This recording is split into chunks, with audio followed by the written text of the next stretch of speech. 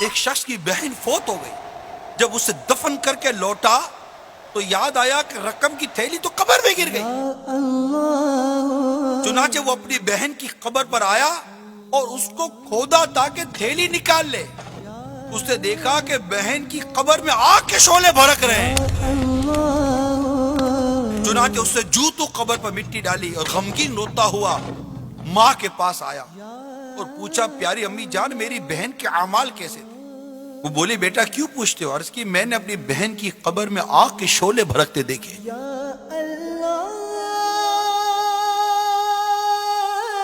یہ سن کر ماں بھی رونے لگی اور کہا افسوس افسوس 7 کروڑ افسوس.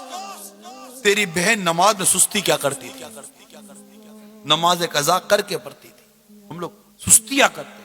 ایسے احساسات پیدا ہی نہیں ہوتے کہ اگر میں اسی طرح نماز قضا کرتا ہوا گناہ کرتا کرتا میں مر گیا میرا بنے گا کیا؟ اگر مجھے قبر میں ڈال دیا گیا اور قبر کی دونوں دیواریں مل گئی اور میری پسلیاں ٹوٹ کر ایک دوسرے پہ پیوست ہو گئی میرا بنے گا کیا؟ کس کو پکاروں گا؟ کون سنے گا؟ اللہ ناراض ہو گئے اس کے حبیب روٹ گئے مر جائیں گے. یہ مت سوچئے کہ کل کروں گا پرسوں کروں گا بھی ٹائم بہت. ارے کس کے پاس ٹائم ہے؟ ٹائم کسی کے پاس بھی نہیں ہے.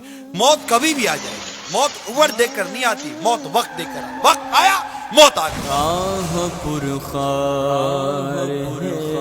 ارے موت سے پہلے مان جائیں ہم لوگ. آنکھیں بند ہے کھولو اپنی آنکھیں اس سے پہلے کہ موت ہماری آنکھیں بند کر دے.